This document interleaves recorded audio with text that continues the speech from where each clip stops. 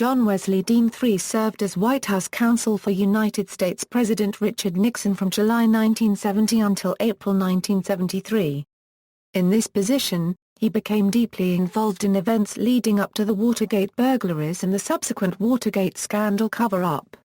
He was referred to as the master manipulator of the cover-up by the Federal Bureau of Investigation. He pleaded guilty to a single felony count, in exchange for becoming a key witness for the prosecution. This ultimately resulted in a reduced prison sentence, which he served at Fort Holabird outside Baltimore, Maryland. Dean is currently an author, columnist, and commentator on contemporary politics, strongly critical of conservatism and the Republican Party, and is a registered independent who supported the efforts to impeach President George W. Bush. Early years and education. Dean was born in Akron, Ohio and lived in Marion, the hometown of former President Warren Harding, whose biographer he later became. Thereafter, his family moved to Flossmoor, Illinois, where he attended grade school through the 8th grade. For high school, he was sent to Virginia's Staunton Military Academy. He initially attended Colgate University, and then the College of Wooster in Ohio, where he obtained his B.A. In 1961, he received a Juris Doctor from the Georgetown University Law Center in 1965. Personal life. Dean married Carla Ann Hennings on February 4, 1962. They had one child, John Wesley Dean IV. They divorced in 1970. He married Maureen Kane on October 13, 1972.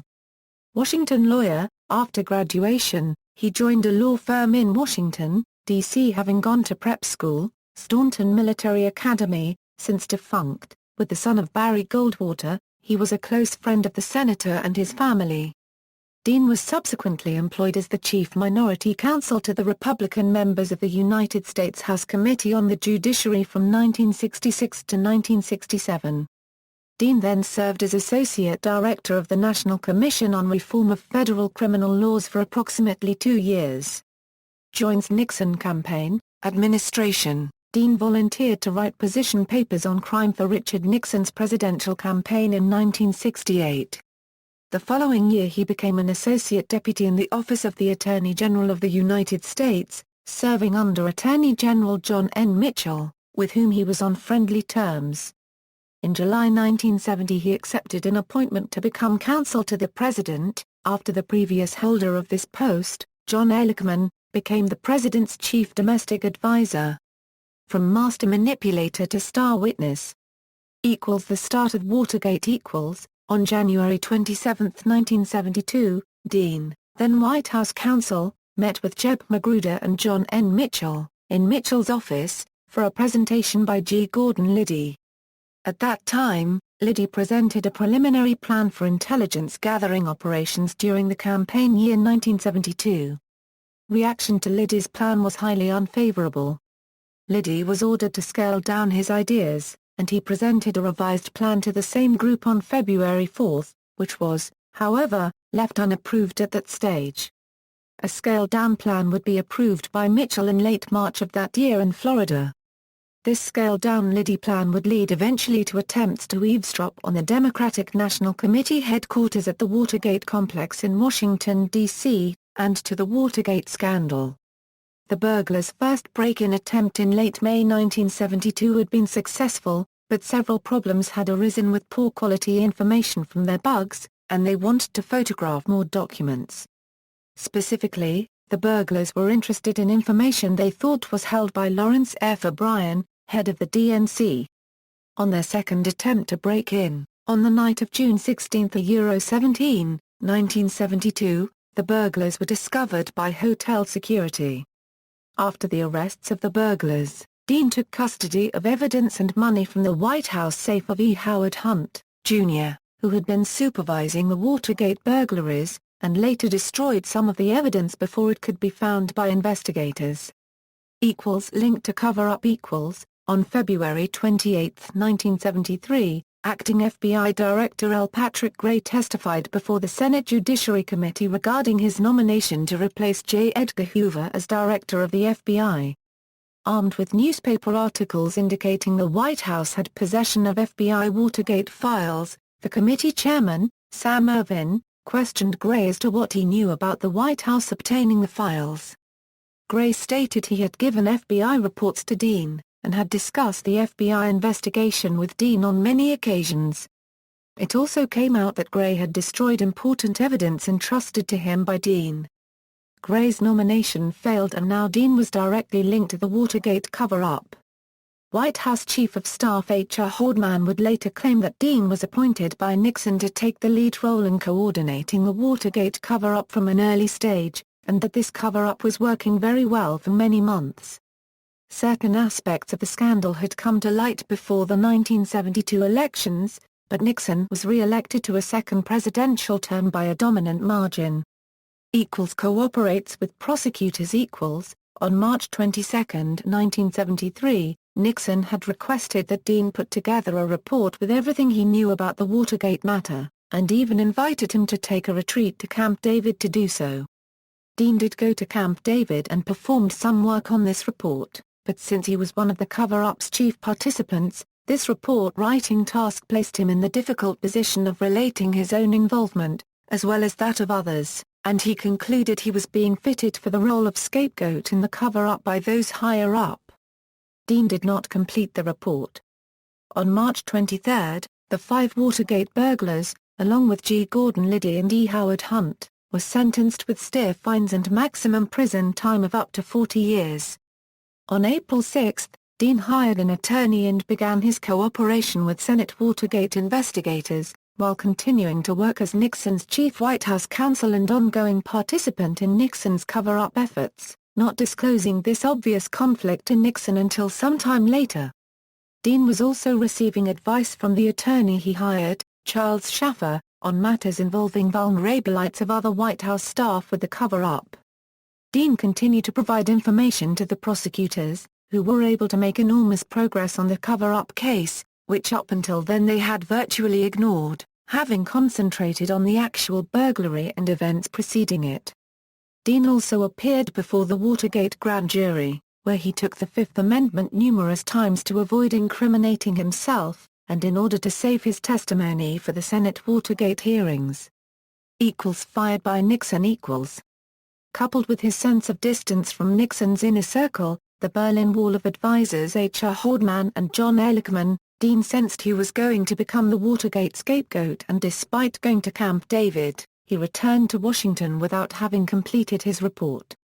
Nixon fired Dean on April 30, the same date he also announced the resignations of Haldeman and Ehrlichman.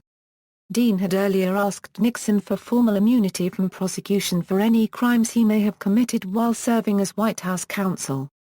Nixon refused to grant this request, and his refusal led Dean to cooperate with the prosecutors very soon afterwards. Upon going to the prosecutors, Dean also requested immunity, which was not granted despite his many revelations. Testifies at Senate Watergate Committee.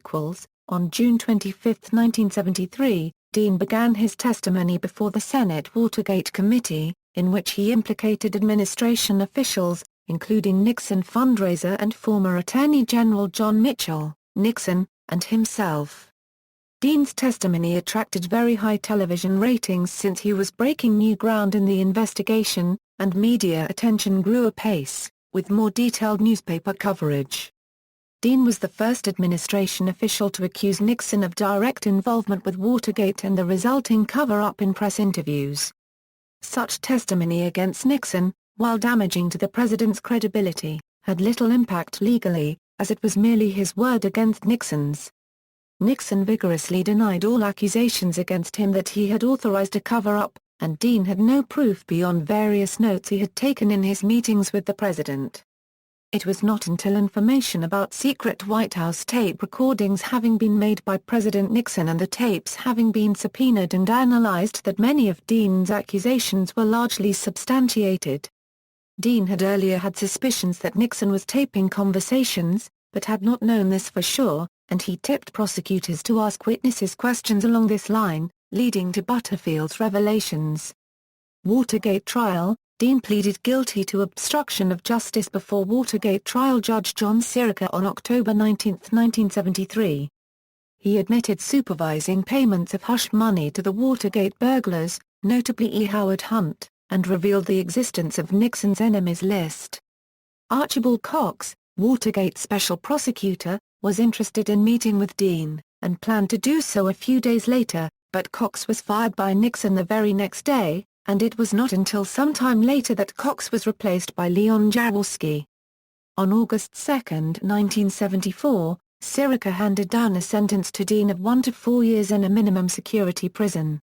However, when Dean surrendered as scheduled on September 3, he was diverted to the custody of U.S. Marshals, and kept instead at Fort Holabird in a special safe house holding facility primarily used for witnesses against the Mafia. He spent his days at the offices of Jaworski, the Watergate special prosecutor, and testifying in the trial of Watergate conspirators Mitchell, Haldeman, Ehrlichman, Robert Mardian, and Kenneth Parkinson, which concluded on January 1, 1975. All except Parkinson were convicted, largely based upon Dean's evidence. Dean's lawyer moved to have his sentence reduced, and on January 8, Judge Sirica granted the motion, adjusting Dean's sentence to time served, which wound up being 4 months. With his conviction for felony offenses, Dean was disbarred as a lawyer, so could no longer practice law. Life after Watergate. Shortly after Watergate, Dean became an investment banker, author, and lecturer. Dean chronicled his White House experiences, with a focus on Watergate, in the memoirs Blind Ambition and Lost Honor. Blind Ambition would become the point of controversy for many years after its publication. In 1992, Dean hired famed attorney Neil Papiano and brought the first in a series of defamation suits against G. Gordon Liddy for claims in Liddy's book Will, and St. Martin's Press for its publication of the book Silent Coup by Len Kolodny and Robert Gitlin. Silent Coup alleged that Dean was the mastermind of the Watergate burglaries and the Watergate cover-up, and the true target of the burglaries was to seize information implicating Dean and the former Maureen Mobiner in a prostitution ring. After hearing of Kolodny's work, Liddy issued a revised paperback version of Will supporting Kolodny's theory. This theory was subsequently the subject of an A&E Network investigative report series program entitled The Key to Watergate in 1992. In the preface to his 2006 book, Conservatives Without Conscience, Dean strongly denied Kolodny's theory, pointing out that Kolodny's chief source had been in and out of mental institutions. Dean settled the defamation suit against Kolodny and his publisher, St. Martin's Press, on terms which Dean stated in the book's preface he could not divulge under the terms of the settlement, other than stating that the Deans were satisfied. In the footnote to this portion of the preface, Dean stated that the federal judge handling the case forced a settlement with Liddy. Also in 2006, Dean appeared as an interviewee in the documentary The U.S. vs. John Lennon, about the Nixon administration's efforts to keep John Lennon out of the United States. Dean retired from investment banking in 2000 while continuing to work as an author and lecturer, becoming a columnist for Find Law's Writ Online magazine. He currently resides in Beverly Hills, California. In 2001, Dean published The Rehnquist Choice, an exposé copyright of the White House's selection process for a new Supreme Court justice in 1971, which led to the accession of William Rehnquist to the United States highest court. 3 years later, Dean authored a book heavily critical of the administration of George W. Bush, entitled Worse Than Watergate, which called for the impeachment of Bush and Vice President Dick Cheney for allegedly lying to Congress. His subsequent book, released in summer 2006, is titled Conservatives Without Conscience, a play on Barry Goldwater's book The Conscience of a Conservative. In it, he asserts that post-Goldwater conservatism has been co-opted by people with authoritarian personalities and policies, citing data from Bob Altemia. According to Dean, modern conservatism, specifically in the Christian right, embraces obedience, inequality, intolerance, and strong intrusive government, in stark contrast to Goldwater's philosophies and policies. Using Altemia's scholarly work, he contends that there is a tendency toward ethically questionable political practices when authoritarians are placed in positions of power, and that the current political situation is dangerously unsound because of it. Dean cites the behavior of key members of the Republican leadership, including George W. Bush, Dick Cheney, Tom DeLay, Newt Gingrich, and Bill Frist, as clear evidence of a relationship between modern right-wing conservatism and this authoritarian approach to governance. He places particular emphasis on the abdication of checks and balances by the Republican Congress, and of the dishonesty of the conservative intellectual class in support of the GOP, as a result of the obedience and arrogance innate to the authoritarian mentality. After it became known that George W. Bush authorized NSA wiretaps without warrants, Dean asserted that Bush is the first president to admit to an impeachable offense. On March 31, 2006, Dean testified before the Senate Judiciary Committee during hearings on censuring the president over the issue. Senator Russell Feingold, who sponsored the censure resolution, introduced Dean as a patriot, who put rule of law above the interests of the president. In his testimony, Dean asserted that Richard Nixon covered up Watergate because he believed it was in the interest of national security. This sparked a sharp debate with Republican South Carolina Senator Lindsey Graham, who repeatedly asserted that Nixon authorized the break-in at Democratic headquarters. Dean finally replied, "You're showing you don't know that subject very well." Spectators laughed, and soon the senator was sputtering mad. Dean's 2007 book Broken Government: How Republican Rule Destroyed the Legislative, Executive and Judicial Branches is, as he wrote in its introduction, the third volume of an unplanned trilogy.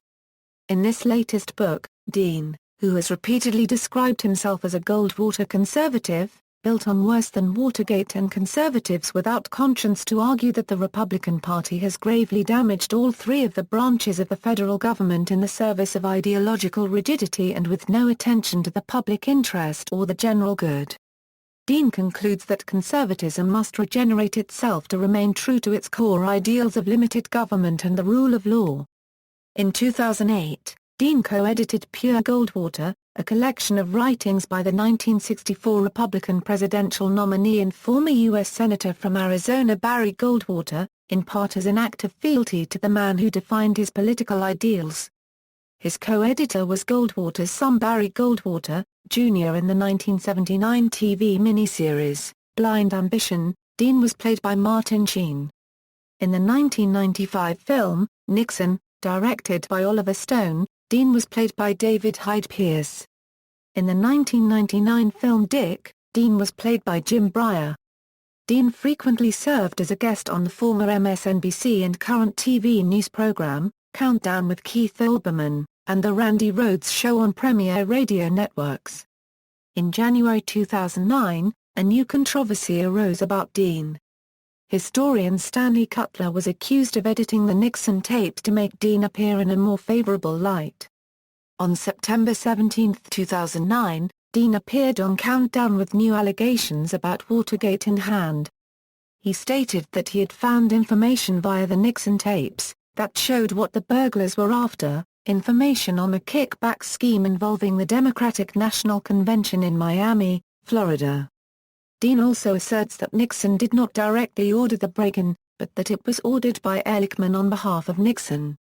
In appearances at speaking gigs throughout 2014, Dean called Watergate a lawyer's scandal that, for all the bad, ushered in needed legal ethics reforms. Bibliography: Dean, John W. Blind Ambition, The White House Years. New York, Simon & Schuster. ISBN 0-671-22438-7. Dean, John W. Lost Honor. Los Angeles, Stratford Press. ISBN 0-936906-15-4. Dean, John W. The Rehnquist Choice, The Untold Story of the Nixon Appointment That Redefined the Supreme Court. New York, Free Press. ISBN 0-7432-2607-0.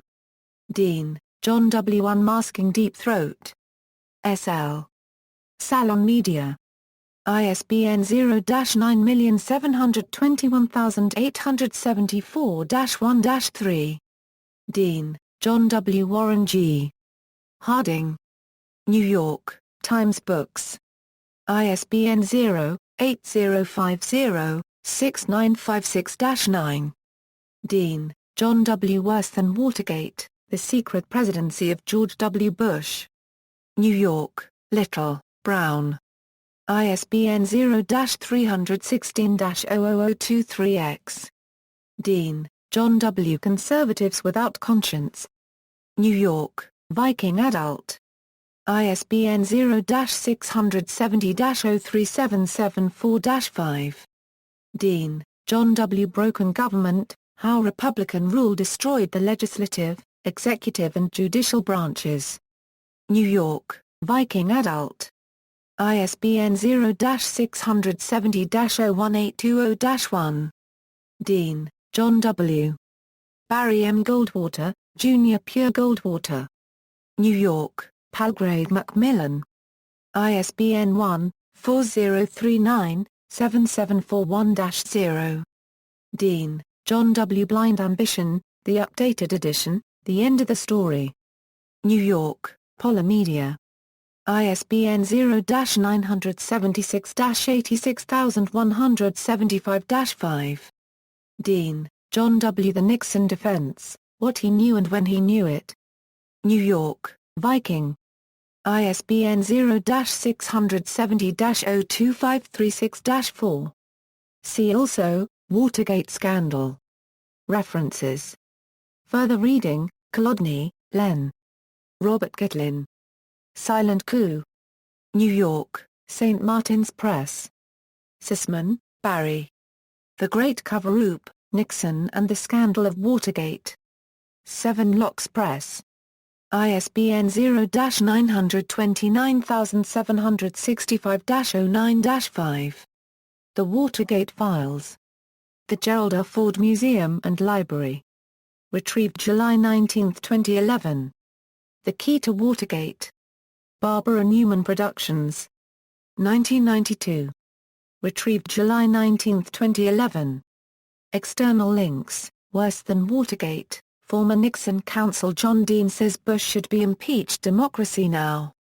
April 6, 2004, interview with John Dean, doing legal, political, and historical research on the Internet using blog forums, open-source dictionaries, and more. John Dean, FindLaw, September 9, 2005, video of John Dean interview by Keith Olbermann on Countdown with Keith Olbermann about Dean's book Conservatives Without Conscience on July 11, 2006, at Crooks and Liars, video on YouTube, Spartacus Educational Biography, appearances on C-SPAN, Booknotes interview with Dean on Warren G.